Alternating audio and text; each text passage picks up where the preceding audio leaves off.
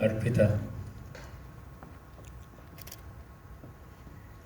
कलाकार उसे कहते हैं जो अपनी कला लेकर आता है और कुछ जेब में रखकर फिर से चला नहीं जाता, जो सब कुछ स्टेज पर लुटा देता है, वो कलाकार होता है। और मुझे लगता है कि आज स्वर हो, तान हो या भाव हो, कहीं भी कोई कमी नहीं रही, ना अभाव रहा। ऐसा लगा जैसे कोई आसमानी ताकत भारी वर्षा कर रही है। जब हम फुटबॉल की फील्ड को देखते हैं, बड़ा लगता है। फिर एक आध मेसी खड़ा होता है और अचानक से वो फुटबॉल ग्राउंड छोटा हो जाता है। आज भी ऐसा लगा, ये मंच बहुत बड़ा है, लेकिन एक ही कलाकार खड़ा है। और धीरे धीरे मंच छोटा होता गया और हम उस एक कलाकार को देखते रहते हैं। जब आप साकार करते हैं वो भूमिका और साकार करने वाला कलाकार, दोनों की गरिमा एक हो जाती है, तब हम कह सकते हैं कला का आविष्कार उसकी चरम सीमा पर है। हम कह सकते हैं आज की शाम अर्पिता, तुम्हें तो अर्पित है ही, परंतु रंगमंच को ही अर्पित है। ये एक स्वर्ण संध्या थी, ये मैं कह सकता हूँ, और मैं उसका आज अनुभव कर पाया। मैं कह सकता हूँ कि मैं कुछ तो पुण्य किया ही होगा इस मंच के साथ, इसलिए आज मुझे वरुण जी ने बुलाया। कभी कभी क्या होता है कि आपके ग्रह भी ठीक होने चाहिए। आप खुद तो एक्टिंग करते ही हो, लेकिन कभी दूसरे का भी देख लेना चाहिए।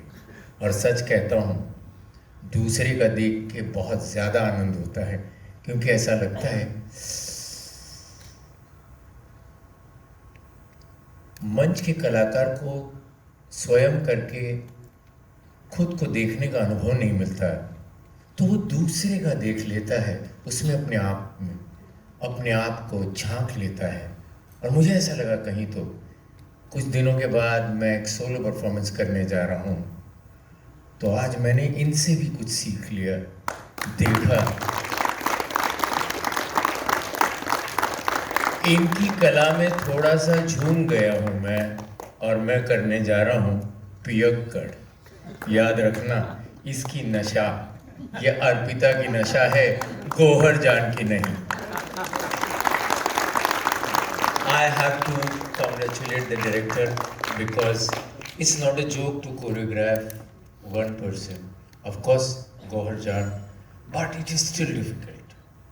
आपको कर्टन्स लाने पड़ते हैं, आपको निकालने भी पड़ते हैं, आपको ग्रामोफोन लाना पड़ता है, हटाना भी पड़ता है, बार बार ब्लू आउट लाइट करना पड़ता है, उसको ब्लू आउट कहते हैं, नॉट ब्लैक आउट।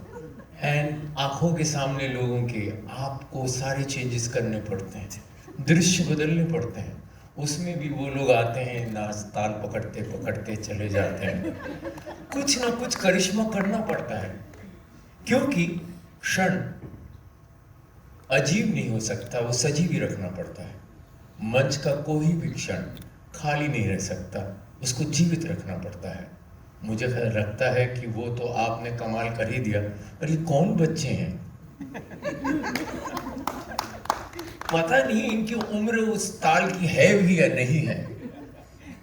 मतलब मुझे ऐसा लगा, मैं एक ही इतना ही कहना चाहता हूँ आपको, आपसे, कि इनको उतना पीछे मत बिठाइएगा।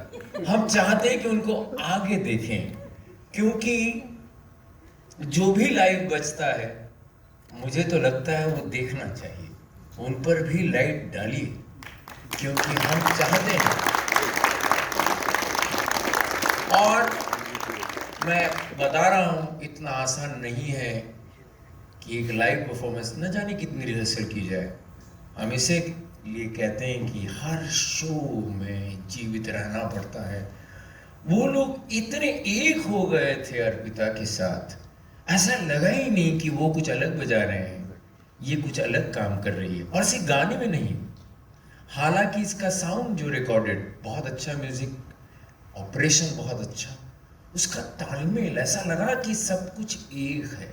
बीच बीच में लग रहा था कि ये जो पर्दे हिल रहे हैं यहाँ से कोई पंखा चला रहा है, चला भी रहा होगा, और नहीं तो भी कोई जोर से फूंक भी मार रहा होगा। लग रहा था बहुत ही एक्सेल जोर से कर दे तो भी सब कुछ हो सकता है। आज बिल्कुल ऐसे लग रहा था कि यहाँ कुछ भी चाहे वो हो रहा है। कभी कभी लाइव परफॉर्मेंस इसलिए ऊपर उठता है क्योंकि यहाँ पर छोटे मोटे चमत्कार होते रहते हैं। इसका कारण है प्रतिभा, और वो है आप सभी लोगों की। Thank you, thank you.